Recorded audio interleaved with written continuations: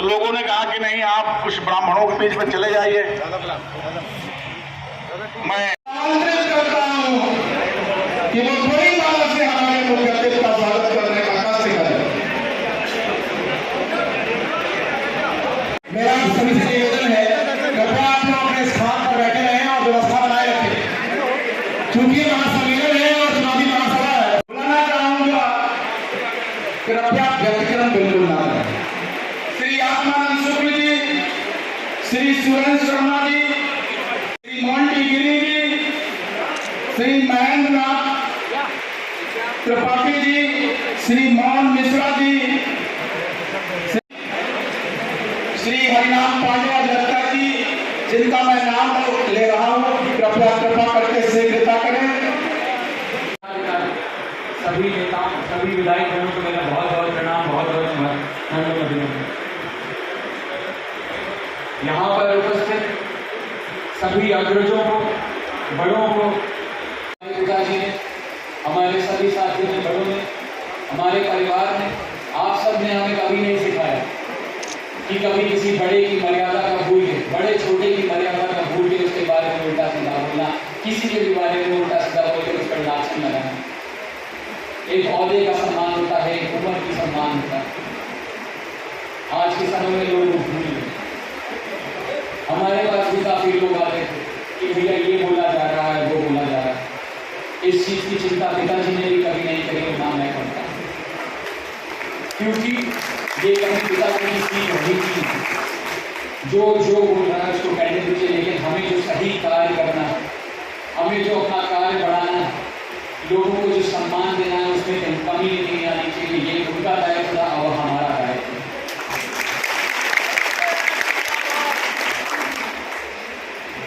आप सब लोग बखूबी जानते हैं कि उपचुनाव हम सबके लिए महत्वपूर्ण क्यों है।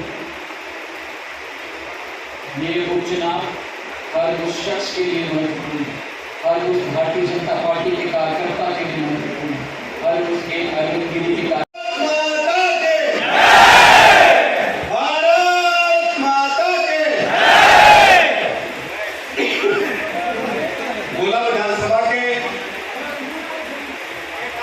विधानसभा उपचुनाव में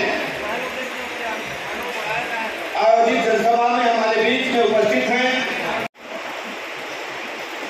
ये चुनाव ऐसे मौके पर हमारे बीच में आकर खड़ा हुआ जब इसकी कोई आने को उम्मीद नहीं थी। संवैधानिक से दृष्टि से जो चुनाव हर 5 साल में होते हैं, लेकिन ये चुनाव श्रद्धेय अरविंद गिरी जी के आकस्मिक निधन के कारण हो रहा है। और आकस्मिक निधन बहुत दिन पहले नहीं हुआ, अभी मात्र कुछ दिन हुए हैं जब अचानक खबर मिली कि अरविंद गिरी जी नहीं रहे। गोला से लेकर लखनऊ तक पूरे देश में सोशल मीडिया पर चारों तरफ अखबार मीडिया में खबरें छा गई। हमें तो ताज्जुब लग रहा था, ऐसा हो नहीं सकता। हमारी बात तो कल ही हुई थी, अच्छे भले गोला की चर्चा कर रहे थे, कह रहे थे कि काशी विश्वनाथ कॉरिडोर की तरह छोटी काशी में भगवान भोलेनाथ का कॉरिडोर बनवाना है। क्या हो गया अचानक? लेकिन भगवान के निर्णय के हाथों जो लिखा जाता है, हम सबको स्वीकार करना पड़ता है।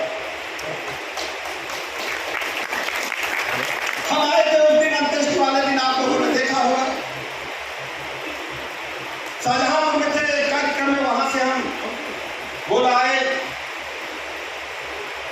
लेकिन इतनी जल्दी चुनाव घोषित होगा इसकी हमें उम्मीद नहीं थी। और उम्मीद क्यों नहीं थी? चुनाव होने में 2-3 महीना बीत जाते, अभी तो आंसू नहीं सूखे।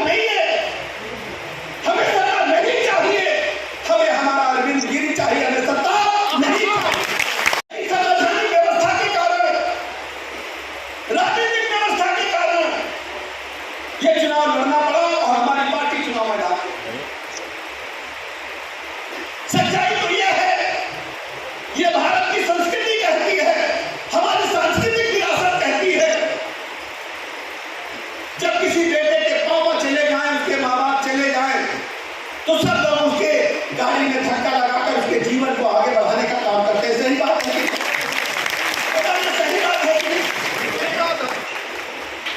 लेकिन गोला में हम नॉमिनेशन में आए तो हमने देखा कई लोगों ने नॉमिनेशन किया। उस दिन हमें लगा कि कुछ गड़बड़ी है। गड़बड़ी क्या है?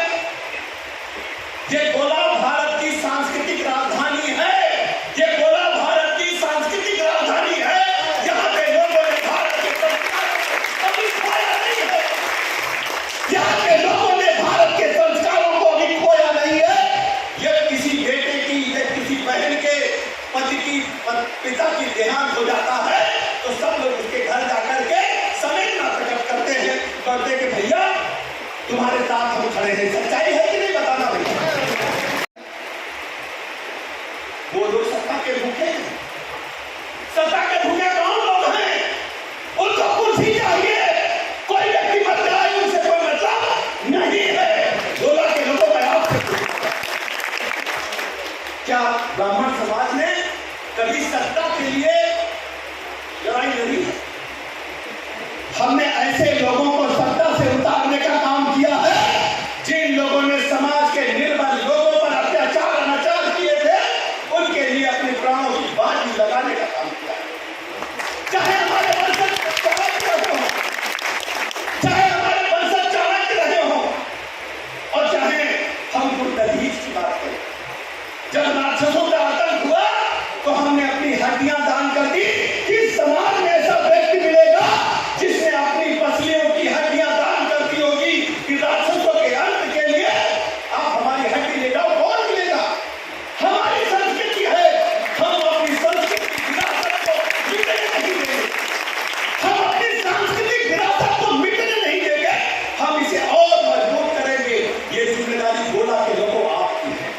चंद्रमा की तरह चमक रहा है, उस पर लोग दाग लगाने के लिए खड़े हैं कि एक बेटा जब अपने बाप के लिए तड़प रहा था तो लोग वोट मांगने का काम करते हैं।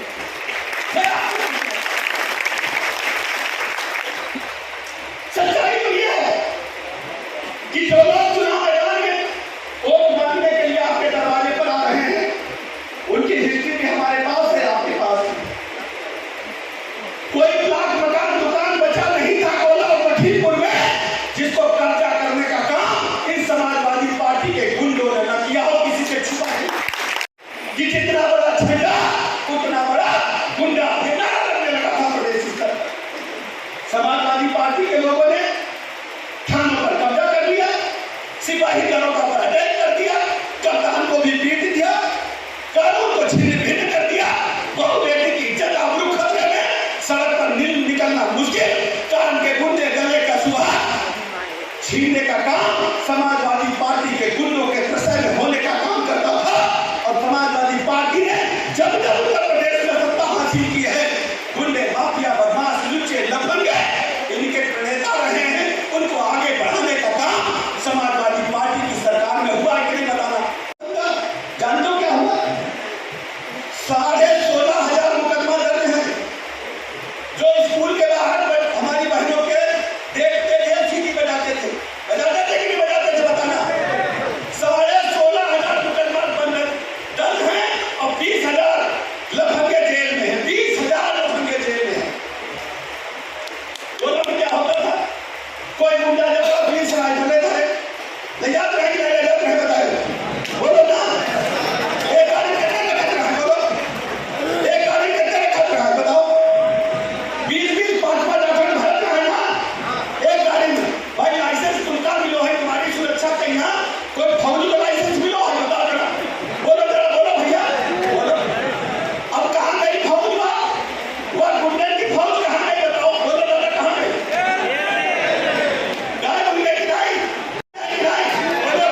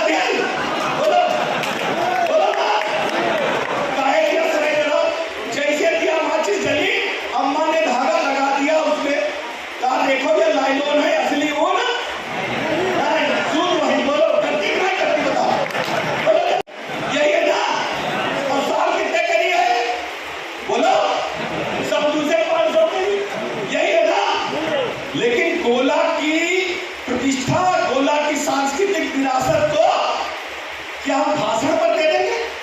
आप सोचो समझो कि अमनगिरी पर कोई दाग हो ना। अब जैसे कुम्हार बना चाहो भी ना, कुम्हार तेरी जो घड़िया है, मटकी है, सुराही है, चाहे कैसे कर लो, ठीक है ना।